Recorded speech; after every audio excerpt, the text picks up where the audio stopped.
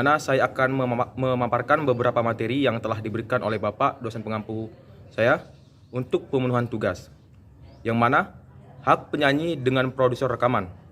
Karya rekaman atau konten yang dibuat dari komposisi karya cipta orang lain, maka diperlukan izin sebelumnya dari pemilik hak cipta atau pencipta lagu atau kuasa cipta. Selanjutnya, karya rekaman juga memiliki Unique Registration Number di seluruh dunia yang biasa disebut ISRC. Produser rekaman umumnya adalah individual, yaitu orang yang membiayai proses produksi rekaman sehingga diklaim sebagai pemilik hasil karya rekaman, seperti hasil rekaman audio dan video klip lagu. Istilah yang dikenal dalam hukum adalah produser. Program produser cenderung bertindak sebagai label rekaman, meskipun secara hak terkait tetap melekat nama personal. Produser rekaman memiliki perkumpulan asosiasi, salah satunya adalah Asprindo.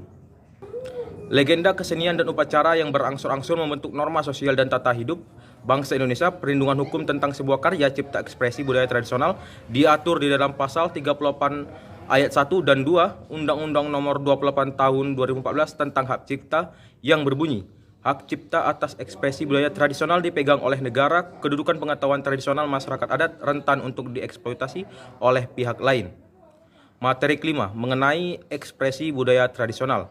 Ekspresi budaya tradisional merupakan suatu ciptaan yang dilindungi dan sebagaimana diatur dalam pasal 38 ayat 1 Undang-Undang Hak Cipta sebagai hak cipta atas ekspresi budaya tradisional dipegang oleh negara. Lalu menurut pada Undang-Undang Nomor 19 Tahun 2002 tentang hak cipta, budaya tradisional termasuk dalam karya ciptaan yang dilindungi. Ekspresi budaya tradisional merupakan cara hidup bangsa Indonesia yang mengajarkan tradisi, kearifan, nilai-nilai, pengetahuan komunal yang dikemas dan diturunkan kepada anak cucu melalui hikayat. Subjek pengetahuan tradisional adalah pemegang hak pengetahuan tradisional. Dalam hal ini adalah masyarakat tradisional yang memelihara dan mengembangkan pengetahuan tradisional dan ekspresi budaya tradisional secara tradisional dan komunal. Topik ketujuh mengenai hak merek. Jenis-jenis merek, merek dagang, merek jasa, merek kolektif. Kemudian pengertian dan dasar hukum merek. Definisi merek berdasarkan Undang-Undang Nomor 15 Tahun 2001, merek adalah suatu tanda yang berupa gambar, nama, kata, huruf-huruf, angka-angka, susunan, warna, atau kombinasi dari unsur-unsur tersebut yang memiliki daya pembeda dan digunakan dalam kegiatan perdagangan barang dan jasa. Materi ke-9, perlindungan merek internasional. Peraturan merek yang bersifat internasional seperti pada Konvensi Paris Union yang diadakan pada tanggal 20 Maret tahun 1883 yang khusus diadakan untuk memberikan perlindungan pada hak milik perindustrian. Pendaftaran internasional memungkinkan diperolehnya perlindungan merek dagang seluruh negara anggota Madrid Agreement, di mana yang menjadi anggota dari Madrid Agreement 28 anggota dari peserta Konvensi Paris. Fungsi merek sebagai daya pembeda dengan produk lain, kemudian sebagai jaminan mutu produk, kemudian sarana promosi untuk dikenal masyarakat, kemudian menunjukkan asal-usul barang. Karakteristik merek. 1. Perlindungan diberikan berdasarkan kelas barang. Yang kedua, tidak menggunakan nama barang yang akan dimintakan perlindungan. Yang ketiga, tidak melanggar kesusilaan. Yang keempat, tidak menggunakan kata yang generik. Dan yang kelima, perlindungan 10 tahun dan dapat diperpanjang. Kemudian topik ke-10, hak paten. Perjanjian internasional yang lain yang juga menyangkut perlindungan merek adalah Traktat Pendaftaran Merek Dagang sampai 1973. Traktat ini telah dibuat selama konferensi WIPO di Wina pada tanggal 12 Juni tahun 1973. Seperti Madrid Agreement, Traktat Pendaftaran Merek di dagangan, hilangnya merek dagang karena tidak digunakan, perlindungan khusus bagi merek-merek dagang terkenal, merek dagang jasa dan merek dagang kolektif serta pengalihannya. Kemudian dasar hukum hak paten. Dasar hukum hak cipta terbaru berdasarkan Undang-Undang Republik Indonesia Nomor 13 Tahun 2016. Ketentuan pidana bagi pelanggar hak paten diatur dalam pasal 161 sampai dengan 166 Undang-Undang Republik Indonesia Nomor 13 Tahun 2016. Kemudian syarat pendaftaran hak paten. Kategori karya dan penemuan dapat dipatenkan berdasarkan karakteristik tertentu. Dengan kata lain, tidak semua hasil penemuan bisa dipatenkan.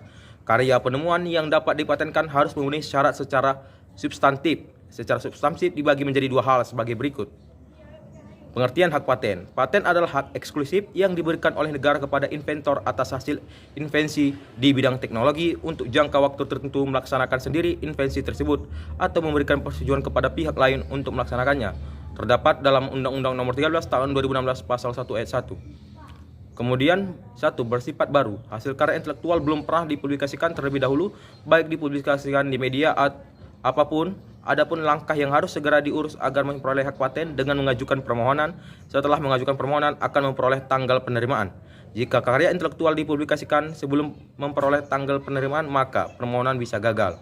Yang kedua, bersifat inventif. Prinsip memperoleh paten haki bersifat inventif atau kemampuan untuk menciptakan merancang sesuatu yang sebelumnya belum pernah ada. Paten hanya diberikan pada karya intelektual, hanya diberikan pada penemu yang memilikinya.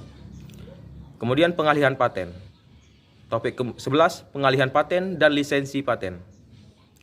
Pengalihan paten harus dicatatkan dalam daftar umum paten, kemudian akan diumumkan melalui media elektronik dan atau media non-elektronik oleh Menteri Hukum dan HAM. Terdapat dalam pasal 3 ayat 1 Peraturan Pemerintah Nomor 46 Tahun 2020 tentang syarat dan tata cara pencatatan pengalihan paten. Tentunya pengalihan paten ini hanya dapat dilakukan bagi paten yang telah diberikan oleh negara. Terdapat dalam pasal 6 Peraturan Pemerintah Nomor 46 Tahun 2020. Kemudian pengalihan paten dilakukan dengan cara terdapat dalam pasal 74 Undang-Undang Hak Paten, yaitu pewarisan, hibah, wasiat dan wakaf, perjanjian tertulis atau sebab lain yang dibenarkan berdasarkan peraturan perundang-undangan. Kemudian pengalihan paten sebagai salah satu jenis hak kekayaan intelektual. Pengalihan hak atas paten dapat dilakukan secara sebagian atau keseluruhan kepada pihak lain. Paten adalah hak eksklusif yang dimiliki inventor atas invensinya di bidang teknologi untuk jangka waktu tertentu. Kemudian lingkupnya, yaitu varietas yang diberi dan tidak diberi. Varietas yang dapat diberi PVT harus diberi penamaan yang selanjutnya menjadi nama varietas yang bersangkutan. PVT tidak diberikan untuk varietas yang penggunaannya bertentangan dengan peraturan perundang-undangan yang berlaku, ketertiban umum, kesusilaan, norma-norma agama, kesehatan, dan keselestarian lingkungan hidup. Kemudian pemegang hak PVT. Sesuai dengan pasal 5 Undang-Undang PVT, pemegang hak PVT adalah pemulia atau orang atau badan hukum satu pihak lain yang menerima lebih lanjut hak PVT dari pemegang hak PVT sebelumnya. Jika suatu varietas dihasilkan berdasarkan perjanjian kerja, maka pihak yang memberi pekerjaan itu adalah pemegang hak PVT, kecuali diperjanjikan di antara kedua pihak dengan tidak mengurangi hak pemulihan. Kemudian perlindungan varietas tanaman. Pengertian perlindungan varietas tanaman merupakan pengakuan hak kekayaan intelektual bagi para pemulia tanaman dalam bentuk sui generis system. Berdasarkan hak tersebut, pemegang hak PVT dapat menggunakan varietas yang mendapat hak PVT atau melarang orang lain yang tanpa persetujuannya menggunakan varietas tersebut untuk kepentingan yang bersifat komersial. Kemudian ada manfaat PVT. Yang pertama, mendorong peningkatan riset atau penelitian di bidang pemuliaan tanaman. Yang kedua, mengurangi ketergantungan benih impor. Yang ketiga, meningkatkan keragaman benih varietas unggul sehingga petani mempunyai banyak pilihan. Dengan berakhirnya pemaparan materi saya Asmar Gozel Nasution mengucapkan wassalamualaikum warahmatullahi wabarakatuh.